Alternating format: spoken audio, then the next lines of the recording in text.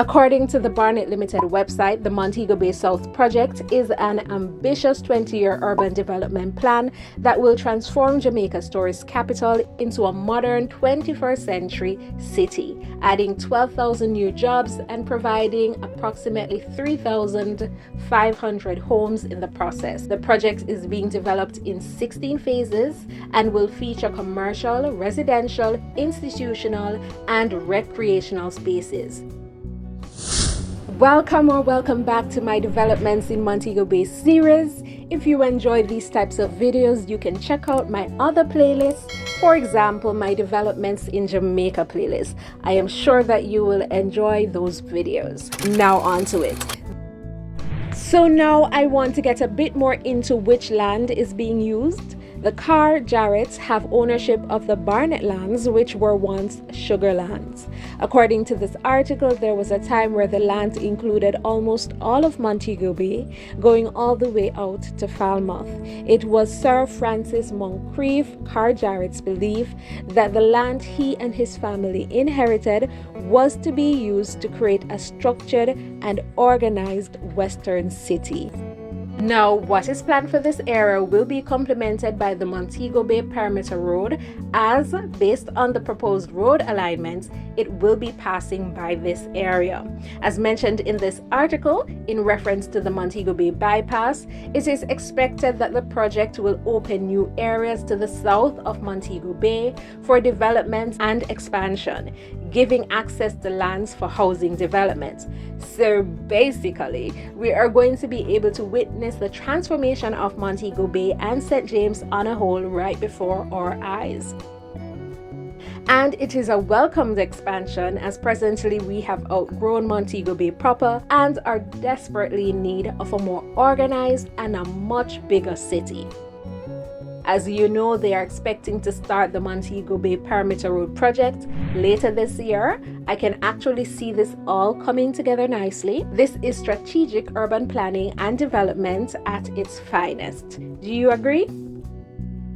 Back to the Montego Bay South project. The project includes a number of developments, some of which are already completed or are in the process of being completed. On the site, they listed them in 16 phases. The first one is the Fairview Shopping Center and Office Park that is already completed.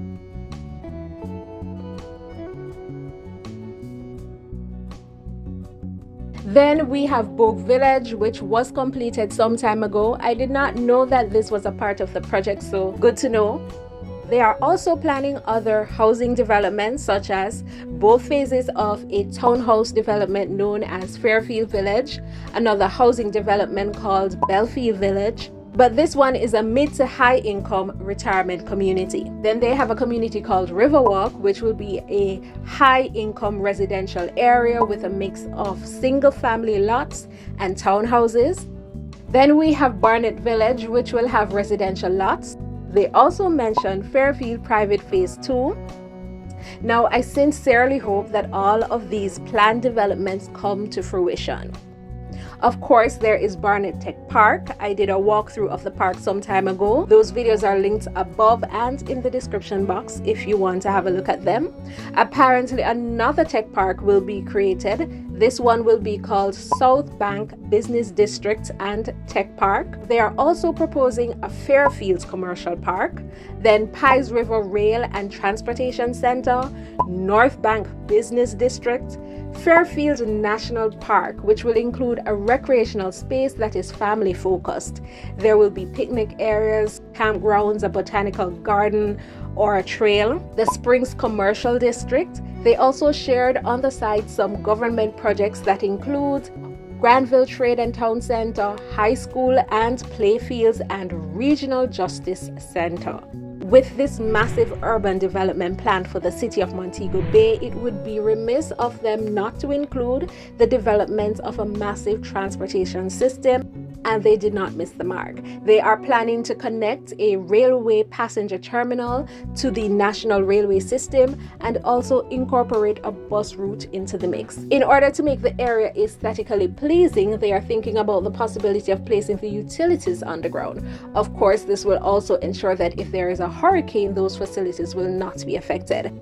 And what about the Montego River, which runs on sections of the property? Well, they have some plans for that as well. They're planning to retrain it in order to accommodate recreational activities in and around that area. In addition, don't forget that the University of the West Indies Western Campus is to be built in this vicinity. So if they decide to go ahead with that, it's just a completely different city.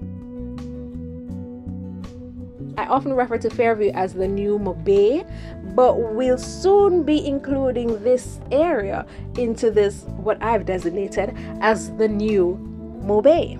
Also mentioned on the site are some of the features the residential communities will have, such as facilities for religious groups, school sites, parks, landscaped public areas, sidewalks, and the town square. Only thing I did not see is a health facility, but maybe that's included in the commercial area. It's a good look, don't you think? Now, these are all plans that are proposed for the area, and I do believe that they absolutely can come to fruition. Possibly not before 2030. I don't know. Let me know what you guys think in the comments. Are you excited for this reimagining of Montego Bay? And do you think that all of this can be completed before 2030? Mind you, I don't recall if on the website they said that it would be completed before 2030, but just a thought. On the site, they are listed in phases, and I would assume that they are listed in order. So if you want to see the order, you can always visit the Barnet Limited website after watching this video.